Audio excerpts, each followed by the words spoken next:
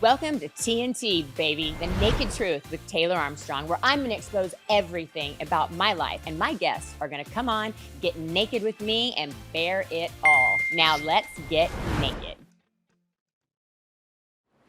Okay, Gemma, I have a super amazing guest for us today, and I have been told over my lifetime that I have had a crazy, adventurous life.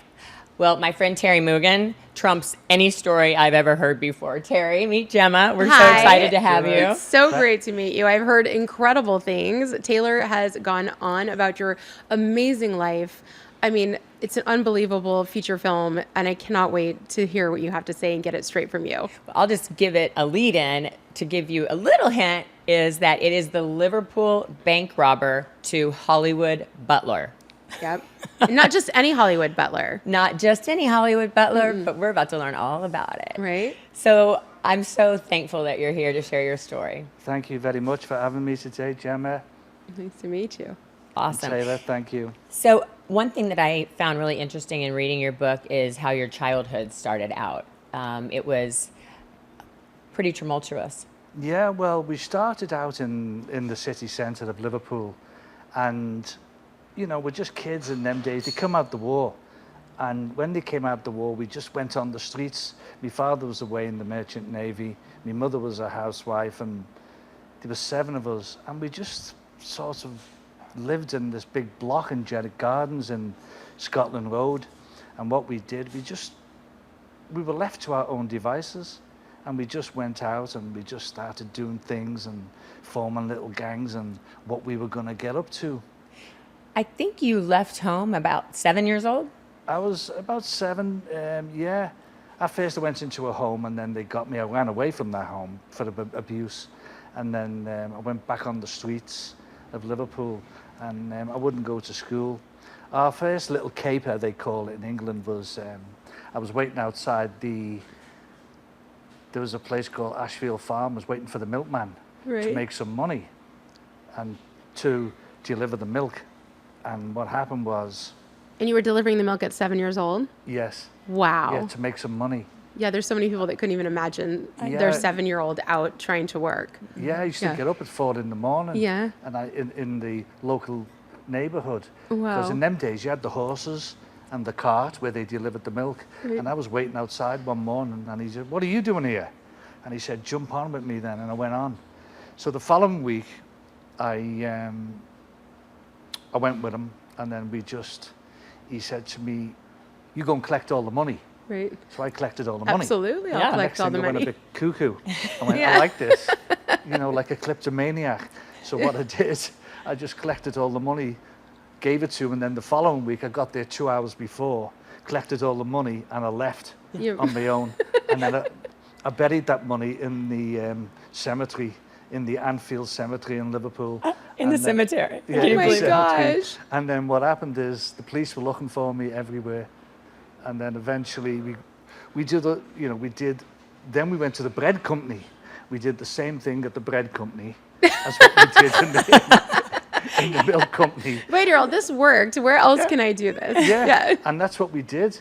Anyway, eventually, when I was 10, there was a section called 1946 where they would take you into care. So my friend Franny, God bless him, he died when he was 22. He was burglarizing a house with his friends. So the police said, "Oh, it must have been Teddy." So they came and arrested us. And then we were straight taken into care. When we were taken into care in front of the magistrates, you got what you call 3 years in approved school. Right, because And you're they young. sent us to the government homes of approved school. That's where it all starts. Is that like our juvenile detention centers? Yeah, it's based on that, basically the same. Yeah. And what was that experience like?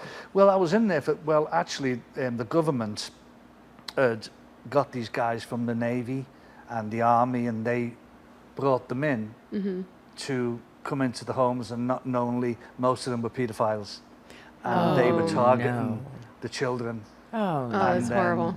Yeah. There was quite a few of us, and later on would come out, and then I ran away after 2.5 years. I was out for 1 day, and I committed another crime for food, and then I got another 3 years. Then I went back, and then I escaped again. It's like a no-win situation. And now, you know, it's impossible. Yeah. And then what happened is we went to what you call an intermediate school when we got to about 13, 14. And me and Franny, we decided to set upon the teachers. And we threw all the knives at them, and then we escaped. Oh my gosh. We escaped up through a pipe, up on a roof, and then we hitchhiked to Liverpool, and we ended up on the streets of Liverpool. And how old are you about this time? Like This time we were about 13 and a half years of age. Because you did that 2.5 years, and then this happened. Yeah. Okay. And the first time you escaped from the school, you tied bed sheets together? No, that was later on. Okay. That was later on. That was when what they did there, Taylor, is that we got captured and we were taken to Menlove Remand Home where John Lennon lived. He lived down the street, and we used to look at his house when we were kids. So what we did, we wanted to escape, so we smashed all the windows, got all the sheets, and then we tied them together, and we went down the sheets, and then we escaped. Like out of a movie. Exactly, out of a movie. I think he created the idea, and now I they know, just that's use what I it was in just movies. thinking. That was the original Exactly. time you go out the window through the sheets. And the second time, or the first time, was when you slid down the pipe. Yeah. Yeah. It was great. Oh my and gosh. then they sent all the horses after us, the mounted police. We get caught, and then they take us back, and then they put us in solitary confinement Oh my gosh. because they couldn't control me and Franny. Right. So Franny gets sent to a place called Red Bank, and then I get sent to another home, but they start the 3 years again. So I got another 3 years. That would be 9 years. Does this seem very like unjustified as far as like the way that the system works? So you have like a child who's trying to support themselves and they're committing crimes, but the crimes are really just to provide basic necessities for life. And then to just keep giving them time like that, it just seems like a crime of its own, honestly. Absolutely. And Yeah. there's no time for healing. Because you're really a child. Because the places were horrible to you. Yeah. Yeah, they were all abusive places, and later on in life that would be proven. Yeah. Because I would end up having the biggest lawsuit in British history against the Catholic Church. It took me 14 years. So I went on then to another home called St. Joseph's. They were all priests. Now, and brothers. A brother is someone who doesn't make it to the Catholic Church. Right. And that bothers them here in their head. Yeah, I And then believe so. They're all bisexual. Right. And then they target the children, and then eventually I get beat up by a load of Manchester kids, and then I run away. I've started to realize I'm not meant for this, so I ran away, and then I go back to the streets, and actually I stole a car, and I'm going down the Dock Road in Liverpool. I'm getting chased by a motorbike cop, and he comes after me, and I smash the car into a wall, and I break my leg. Oh my gosh. And then my legs broke, so I'm destroyed.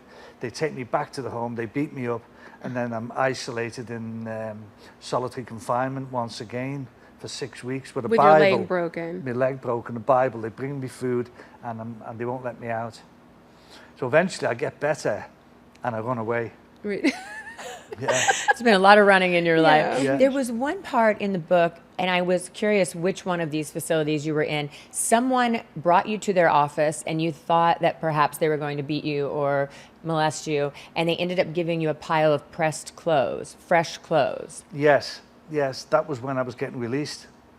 Okay. Yeah, I was getting released, and that was the second one when I went back to St. George's, and they said to me, come upstairs with me, and they gave me all my uniform, and then I put them on, and then that was the same uniform I was released in, was that uniform. I only knew that uniform. That's all we ever knew. It was horrible. Yeah. And that guy's name was Mr. Matthews, and he was indicted into the, there was a book made on us called The Forgotten Children. The Really? abuse, in scandal homes. Oh my gosh. I definitely remember not liking Mr. Matthews at all when I was reading the book. Yeah. He sounded like a horrible human being. And Yeah. why it is that these horrible people were in charge of trying to rehabilitate children it's just puzzling. I hope that our system does a lot better job. Well, yeah, and I do believe that the rehabilitation is really just providing normal living circumstances for children. Were there Yeah. It's not any even crazy. psychological classes or education while you were there? No, absolutely nothing at the time. That wasn't talked about in them days, in the late 60s. 69, 70, 71. And then what happened then was I ran away constantly, so I was tagged uncontrollable. And then we were on a schedule of like hypervigilance constantly and anxiety that our brains could not develop. Understandable. Makes sense, yeah. It makes sense. Yeah. So what we did, they put me into a place called Fosternall. It was called a short, sharp shock that was implemented by the government. And then I went there, and it was marching every morning from 6 o'clock. But what they didn't know is that they were breeding future gangsters. Oh, 100%. Understandable. I would think so, right? Well, and you're all there together making Yeah. plans, Yeah. I'm sure. Trying to escape. Feeding off each other. Yeah. Did they have you do manual labor? I think you talked about working in the fields, or Yeah, we worked in the fields. We worked in components for airplanes. We did them. We made them. I was only there like 3 months, and then I come back. Then what they done? I thought I was getting released. They take me back to court, and the magistrate said he's going back to St. Joseph's, and I was sent back to St. Joseph's. Right, which is So not what happy. I did, I ran away. So then me, John, Franny, and Ronnie were starting to get, develop. We're big. And then what we did, we Getting came older. and we started doing what you call, where they did the movie Snatch. We were doing Snatches in 1972. would you describe what that is? Yeah, Snatches are like a big, like Ralph's in America, or let's say Costco. Yeah. We're taking the money to the bank. So we would come behind them and we would take all that money. That was called Snatch. That's when they made the movie Snatch. Like with Snatch Guy and Ritchie. Run. So while the person was physically holding the money, Yeah, taking the getting money it to the bank. I Yeah, see. so we'd come behind them and we'd do what you call a snatch. We just grab it off them. Now they have armored cars. Yeah. Well, I But think before that- you just got that's it. next. Yeah. So that was it. You have a signature move that you used to use back then when you step on the person's Yeah, arm get and pinned down. called a pin down. Tell me about that. So the pin down was created was if the guard came out the bank with the money, then we would put him down, not to use violence against him, and then we'd hold his hand here. So this would punch his muscle when we put your arm Yeah. on here. So you're and squeezing his bicep right there. Yeah, then that would release. Oh. I It got would it. collapse his muscle. So then we would take the box. Yeah. Yeah. And how did you get into the boxes?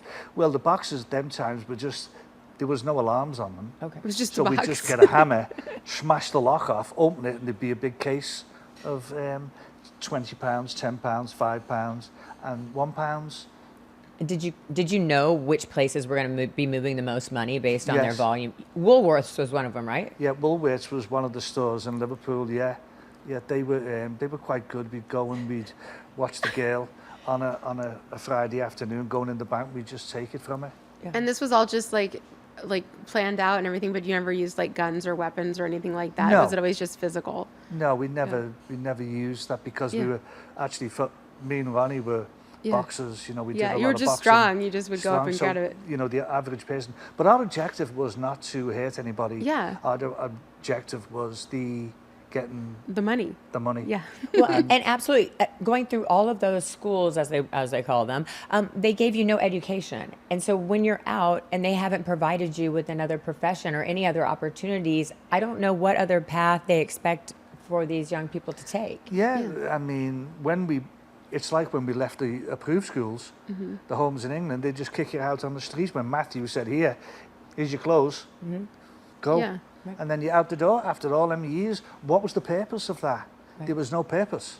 Yeah. It didn't serve no purpose. Well, I think the whole thing is like just your incredible story is like evolving is actually an incredible story of survival as well, because you're 7 years old. The first day you learn, okay, now I collect the money. He's got the milk delivery, and the second day he's like, I need the money more than I need to deliver this milk to get to the next day. Absolutely. So I'm going to take this money. I mean, because you're 7. So it's like, if I take this money and I bury it, you literally went and buried it to protect it because you thought, well, if they get me, I can come back to it, I imagine, Absolutely. right? Yeah. So it's like, and that's needing to be able to eat the next day.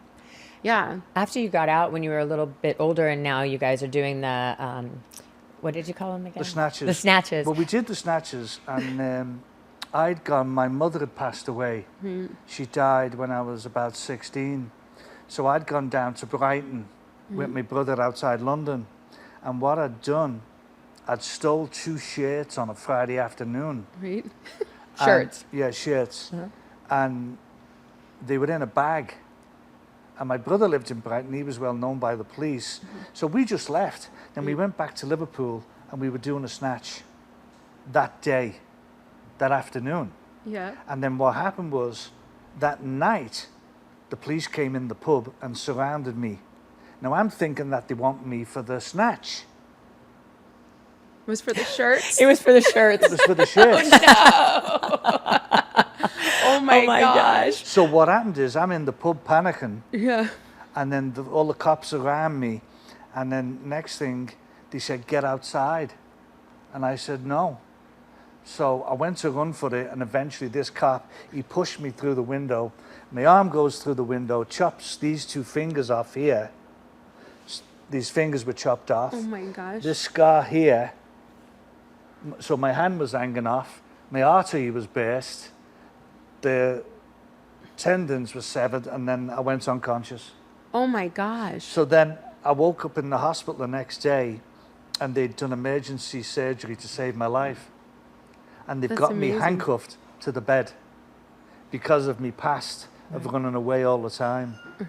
They've got me handcuffed. So next thing, But you don't know why you're handcuffed yet. no, Yeah. I don't know. I You think still it's think for it's the snatch. snatch. Yeah, the snatch. But it's not the snatch. So anyway, after about a week in the hospital, I'm tied to the bed, and I want to escape out the window, but I've got a cop here on a 24-hour watching me. Yeah. And I'm going, oh God, I wish you'd go to the bathroom or something. I want to get out of here, but I couldn't because my hand's all bandaged. Anyway, they come in about a week later and they say to me, okay, Teddy, you're going down to Brighton, outside London. You stole 2 shirts from a store called Debenhams. And I'm relieved. Of Yeah, course. of course. Yeah. I'm relieved because of the snatch. We would have got up 4 years, Yeah. 5 years. So next thing, they take me to London, put me in a prison in London. For the shirts. For the shirts. So For you the go shirts. to prison for the shirts. It's a Shirts. different time for sure. 2 shirts. I'm 16. Oh my gosh. And I'm in this prison, and this guy's taking care of me. And he was one of the great train robbers, Gordon Goody.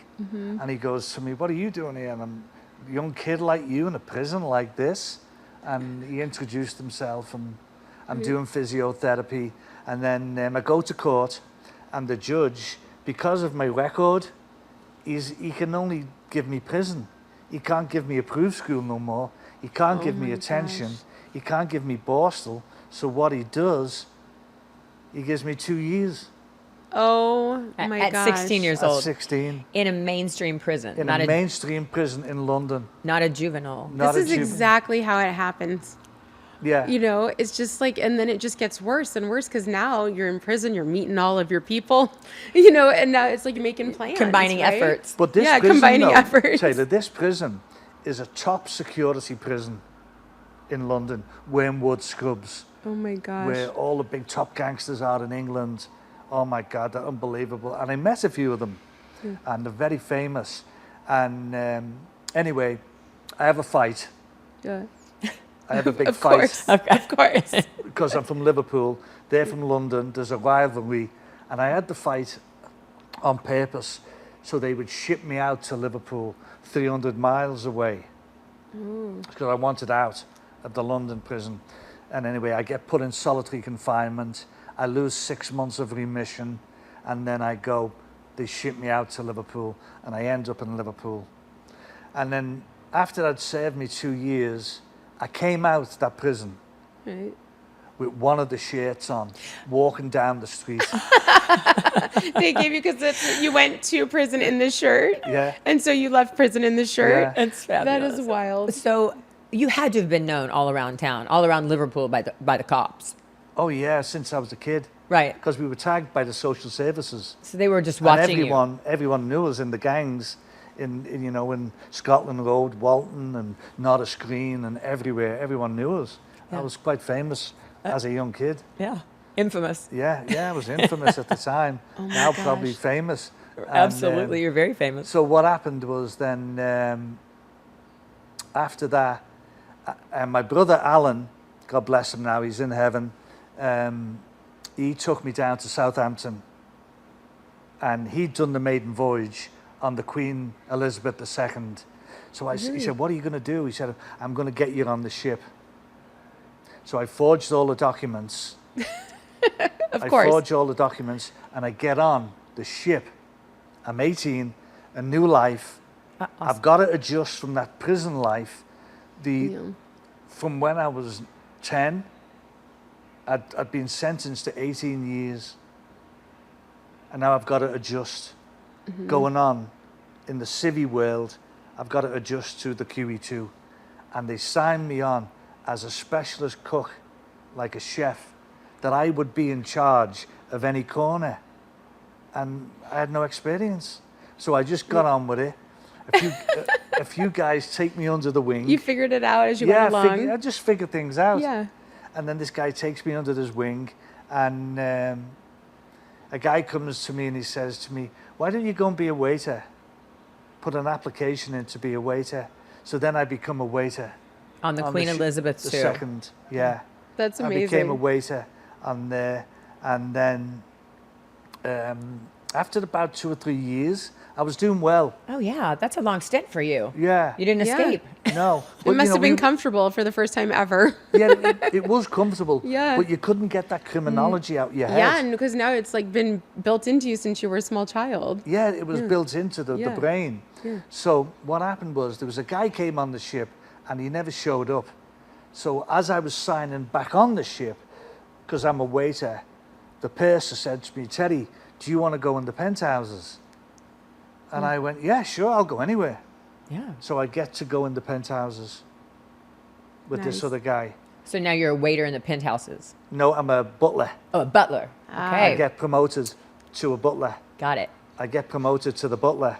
So next thing, one of the most interesting things is the guy has got the inventory, and it's called, I think it's called a manifestation, where all the guests are coming on. Right. And Manifest. he tells me Elizabeth Taylor's coming on, and Burt Reynolds. No, sorry, Richard Burton. Richard Burton. She was Later- married to so many people, it's hard to keep track. Yeah. That was just because later on Sometimes. I'd meet Yes. Burt Reynolds. Elizabeth Taylor and Richard Burton. So we carried on in the job, and then I'd go in the room after a few months. She'd periodically get off the ship, come on it, because she was on and off so many times. Yeah. And I seen all the diamonds in the room, That's what I was Sparking thinking. some interest. and I thought to myself, I'm going to steal a lot of it.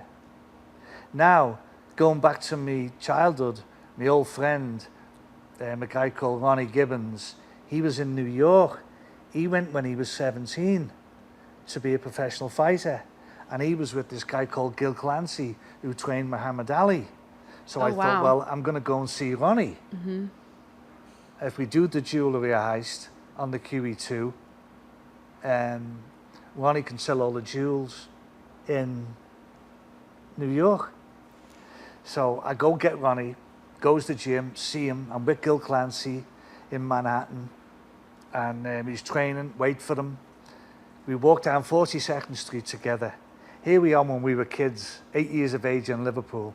Here we are now, we're 18, walking down 42nd Street in 1974. It was incredible. And we're just walking down together. And I said, listen, Elizabeth Taylor's jewels. Okay, it's got to be millions there, millions. She's legendary for having so much jewelry. Well, the 8 million. It's true. Well, the 8 million that she had from Richard Burton, the diamond, that was 8 million Back then. back then. Right. So then we say, okay, we'll plan it. Anyway, one night I'd finished in the bar, in the penthouses, and I go down the bar, and there's a beautiful girl sitting there. And I'm looking at her thinking, she's nice. And I go, hey, how you doing? She goes, oh, fine, thanks. So, would you like a beer? She said, yeah. I said, I've never seen you on the ship before. She went, oh yeah, I work in the shops. And I said, what do you do? She went, I'm the manager of the jewelers. Oh, The plot okay. thickens. Sounds interesting. Yeah. So next thing, I said, well, I'm going out tomorrow to New York. Do you want to come with me? And she says, yeah. So I takes her out in this limousine and that, 42nd Street, Broadway, Manhattan, everywhere. And then I said, well, I'll see you tomorrow night. And she went, no, I'm busy. I've got to do the inventory for the jewelers. So next thing, she says, okay. I said, I'll bring you a drink over. And I take her the drink in the jewelers. She lets me in. And I said, what's going on? She said, oh, we're putting new displays out for all the diamonds. And she said, there'll be 3 to 5 million on display. So my head's going thinking, Like, where is it? How do I get it? yeah, How am I going to finagle easy. this? Well, it was easy to get it Yeah. because it was called The Heist in the Middle of the Storm. Yeah. So there's a storm in going across the ocean and everybody is sick, so there's nobody about.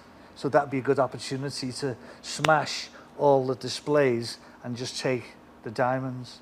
Right. And this is truly the name of the heist. Then that how do you get happened. off the ship? Well, I'd get Ronnie in New York. Oh, okay. I'd get Ronnie in New York. No one's going to see who done it. That's awesome. Yeah, And that was then- way before everyone had phones and Yeah. cameras and everything, Yeah, right? there's no cameras. Yeah, there was So then nothing. I would take all the diamonds No to cameras. To Ronnie. Ronnie. Yeah. So anyway, we docked in New York. I told Ronnie the plan. I said, come on the ship and have some lunch.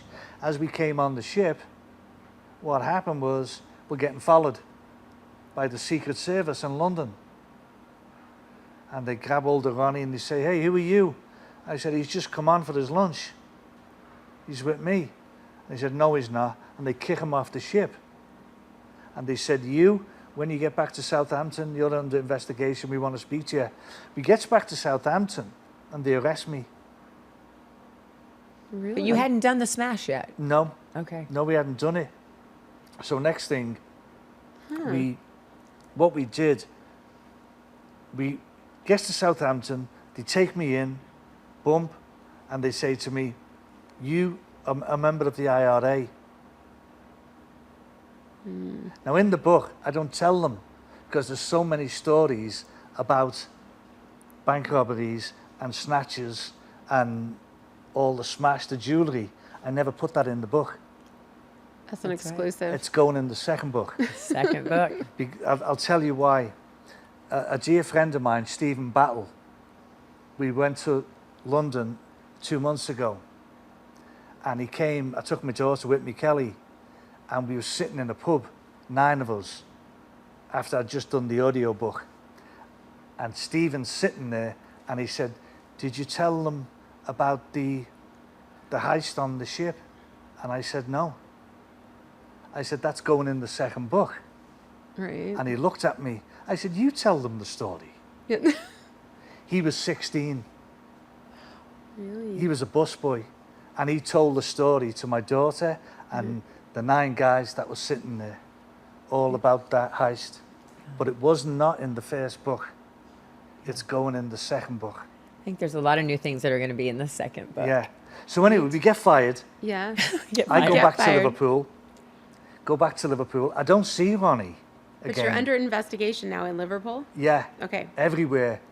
And next thing, a guy pulls up early in the morning and he sees me and I'm at the bus stop. And he goes, Teddy, hi, how are you doing? I said, good, how are you, man? He said, jump in. And I get in the car. I said, where are you going?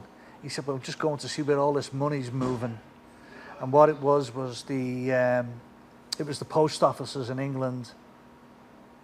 It was called ER. ER stands for Elizabeth Regina, the Queen's money. It's like when all the people get the pensions, they get unemployment. We have all these post offices all over Britain. So they're going to the headquarters to watch a van that is leaving the headquarters. With the Queen's money. Yes. That is money you don't mess with, right? Or Well, do you? we didn't care. Wow. So this That's is our like that's a big deal. so this is our payback to Right. society. That's what we're going to do for what they've put us through. So he tells me we're going to hijack the van and we're going to do this and do that. And he said, you can be the driver. And I said, no. I said, we'll see. So I went the next day and I watched the gyro and I watched the van come out.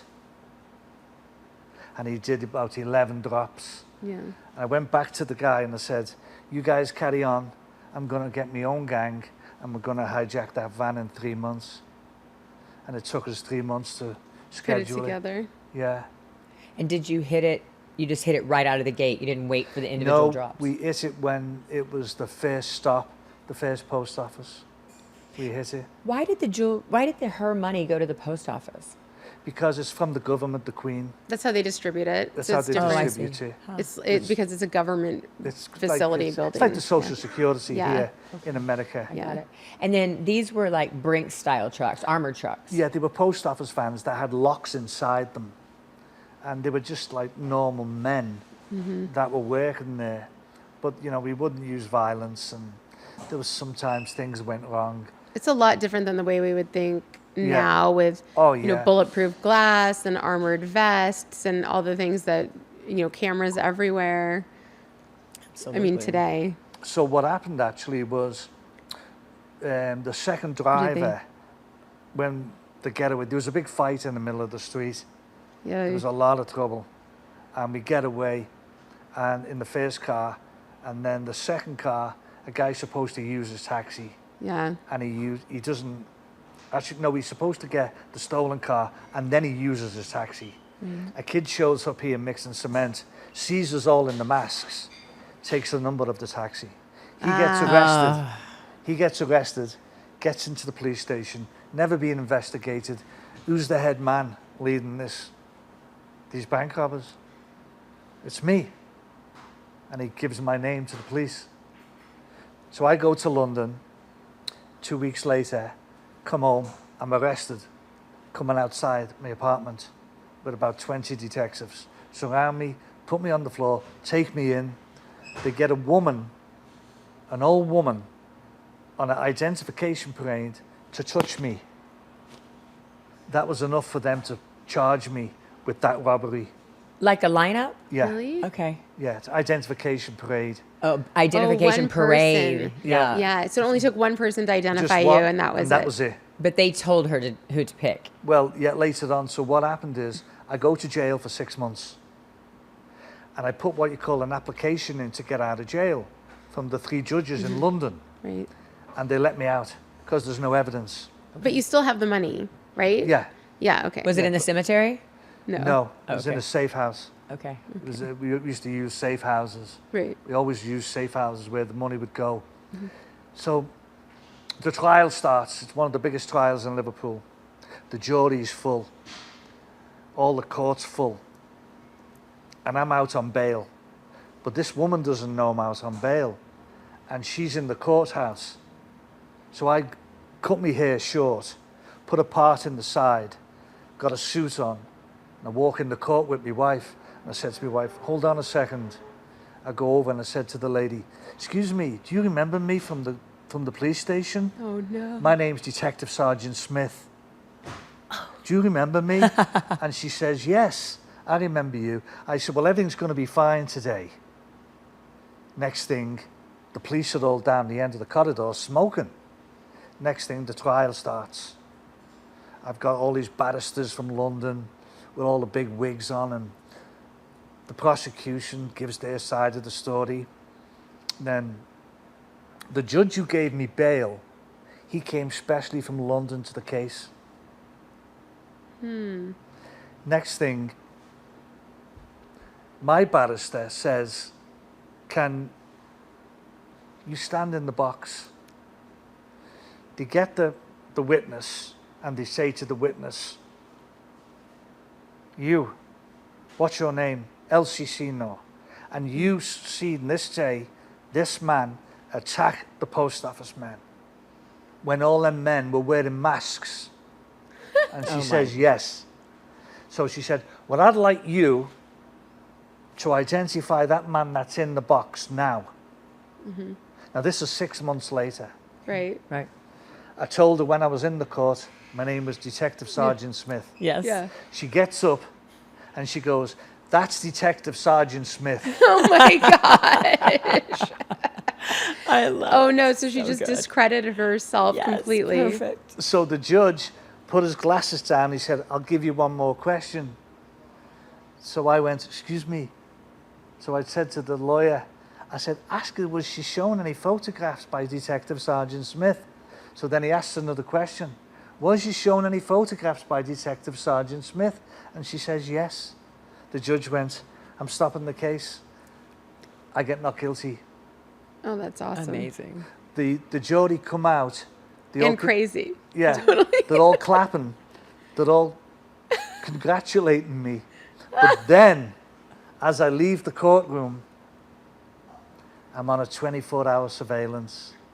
Of course. But you know that? No. Okay. Oh, Well, no. wouldn't you have suspected it? No. Okay. No, he just walked free and clear. Yeah, I would just think because you're Because- so well known that they would have Yeah. kept an Yeah. eye on you. And then, you don't think like this. Yeah. You don't think. So then I was approached by another notorious gang, come in and they approach me and they say, Terry, we've got this job to do. And I say, okay, But wait, what happened when you were under surveillance? Did they find anything? this is where I'm going Oh, now. okay, sorry. Wait, this is all within 24 hours of you getting released and Well, getting no, off. this was like a few weeks later. Okay. So there's a bank in the city centre. So we parked the car across, we're all ready. We have the guard with the pin down move. We get the box off him in 2 seconds. We run across. The cops are watching us with the binoculars. Next thing, they radio in. They've jumped in a yellow van. Follow the yellow van. So all the police stations, all the cops are coming from everywhere. We're going to the safe house. My buddy Joey says to me, Terry, they're behind us. I said, just keep going to the safe house. We get to the safe house. We try to get out the van. It's impossible. They've got us again. Oh, no. But this was a different safe house every time? Yes. Okay. So then we're taken into custody. We're charged with robbery with force. Oh, yeah. Still no weapons involved? They never seen any weapons. Okay. We didn't have to use them Okay. because of the physical overpowering the guard. Right. So next thing, I'm in jail in a top security prison where I'd been for the first trial. Oh. So next thing, I'm in the cell and Joey says to me, Terry, I got to tell you something. When we go to court on Tuesday, we're going to get bail. I said, why? He said, well, I had a visit yesterday from the police and they want £10,000, 5 to 10,000 to get us out, that they won't go to the magistrate to oppose the bail. So we go to the magistrate's looking at us. It's a serious crime. Where's the police? Why aren't the police here to oppose the bail? I'm not letting them out. I know him. Moogan, I know him. Next thing, they put us downstairs till 2 o'clock. We come back up, there's no police. The magistrate, first time in his life, probably, serious crime, looking at us, he's got to let us out. Because There's no No, police. no witnesses from Yeah. the police. No police Yeah. to oppose They the didn't bail. show And he up. goes, oh, I guess, and he puts his hands in the air and he says, I got to let you out. He said, "Oh, but I don't want to let them out, but I've got no choice. And he's screaming over the courtroom. So he lets us out. That's it. That's it. So we get out Oh my Two gosh, you times got in a a little row. bit of luck. 2 times in a row. So next thing, Joey comes out and he walks down the road and I sort of follow him And he goes down the street, and I told my wife to follow him, and he gets into a police car. It's Detective Sergeant Smith. Wow. Okay. I know a little bit about this Joey because I read. Yeah. So what happened was, what we did was, I sort of threatened him in a nice way. So next thing, we have another bank to do in the city centre where there's like 86,000 to over 100,000 in late 79. But at no point did you think, I know I'm not going to do this anymore. No. That was just, this is your lifestyle. It was like desperation. Right. Because we got caught on the last one, Mm-hmm. we didn't get no money. Oh, So now there was another one that was involved, a big one. right. So we would make it up for that one, what we'd lost on this one. Right. And 86 to 100 then would be how much Oh in my US? God, it was $250,000. It was Okay. $250,000 then. Yeah. yeah. So Wow. it's all set that morning. We're all meeting in the city centre. Joey doesn't show up. Oh no. The others show up. We take the box. As soon as we take the box, the road's blocked off here. The road's blocked off here. They've got us cornered. When Joey didn't show up, did you already feel like something was probably up? No. No? No. No. So next thing we run through across the street, through a door. I've got the box. Go to a car park. Get under the car, hide the money. The other two guys have got away. And I couldn't go through the city centre with the box. It's a big brown box. Yeah. Takes all my clothes off. About an hour, walks down, gets the bus, goes home. But you left the box underneath Yeah. some random car in the Yeah. parking garage. Yeah. Well, how did you know someone wasn't going to leave? And We thought see that, well, if I would have been walking through the city centre, the police were everywhere. Yeah. I would have got caught with the box. Right.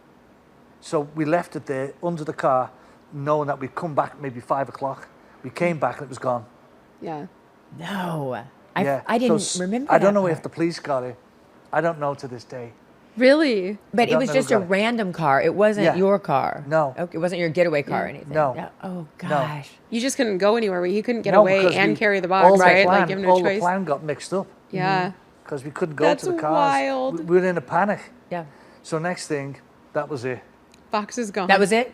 That was it. So next thing, the day later, I'm in bed. 6 o'clock in the morning, bang, the door comes in. I'm laying in bed with my wife. Cop comes in, puts a gun in to my head and says, "Get out of bed, you're under arrest." I said, "Get that gun out my head, you idiot." They take me in. They've got me. Okay, I have to ask you a question since we don't talk about it, but you've said your wife a couple of times. The same question. And so your wife, does she know that you are a bank robber? Sort of, yes. Yes, I would Sort say of yes. at that time. I mean, she Yeah. knew you weren't going to a 9-to-5 job No. Yeah. Yeah, that's and wild. that you had large sums of money at your disposal. Yeah, we had everything. Yeah. Yes. We had new cars, like a penthouse. Right. Yeah. Yeah. Yeah. And then, so I'm I in mean, the city. I mean, she must be freaking out when somebody comes to the bed with a gun to Oh, arrest yeah, you. it was like unbelievable. Like crazy. I Oh. imagine it being a crazy scene. Well, there was 6 of them, you know. Yeah. Was she nervous all the time knowing that you were going out and risking your life and this was something you could go away forever for? Did that not terrify her? I would be a nervous wreck. Yeah. Yeah, well, on the post office one, when I was in custody, Right. she came to see me like 3 times a week. It Aw. was just like a regular thing. Right. It where was just like part of the deal. it was part of the deal. She was as desensitized as you at Yeah. this point. Yeah. And what happened is it was sad, really. Yeah. And then getting back to, so I'm in custody for 12 hours. Mm-hmm. Right. And I'm thinking, they've got me. So I know the intelligence of the police. If they keep asking me things, they've got nothing. Right. So after 12 hours, they go like that. They go, "Okay, get him up. He's getting charged."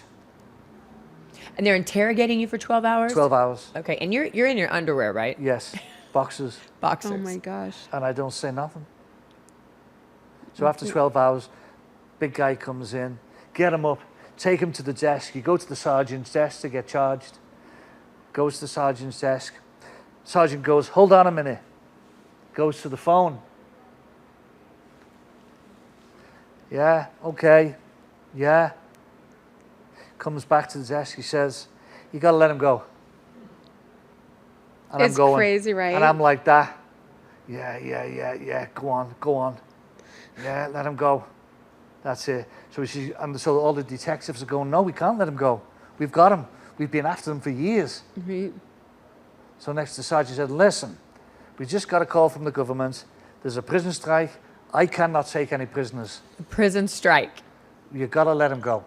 I'm starting to think you're the luckiest bank robber ever. I know. Every time. A prison what? strike. A prison strike. Just happens to be happening today. Amazing. Yeah. Yeah. So next thing, what happens is the sergeant said, let him go. I'm closing the police station. And I'm just laughing. So I just turned like that and to the detective and I went, okay, I'll see you tomorrow. They give me some clothes. I walk out. It's freezing. It's raining. And I'm released. So then I go to a friend's house straight away. And he comes and I tell him, listen, I'm going to be leaving. I always wanted to come to America. Right. So I thought about Elizabeth Taylor because she told me to go to Hollywood to be either an actor or a butler. So I thought to myself, I'll just go anyway. Yeah. So I go home. I had a car waiting in a tunnel for me. And I told my wife to go home, get me $50,000 or it was £50,000 actually, and which is about 150,000 at the time. Get me suitcase and I'll meet you in the morning at Pan Am. At Pan Heathrow. Am. Heathrow, Pan Am. Pan Am. So I was taking the Midnight Express. So what happened was, I get out the window at 3 o'clock in the morning. I thought they'd been watching. I run to this tunnel. The car's parked against the tunnel. No one can get through the tunnel. And I get in the car, off to London. Bump, Pan Am. Get there about 8 o'clock, walks in, said goodbye to my friends. There she is sitting there. Your wife. And then she said, where are you going? I looked at the screen and Elizabeth Taylor was in my mind all the time. Yeah. And I went, Los Angeles. Bump, on a flight, out, Los Angeles. And I arrived in Los Angeles by myself. But what about your wife? She stayed.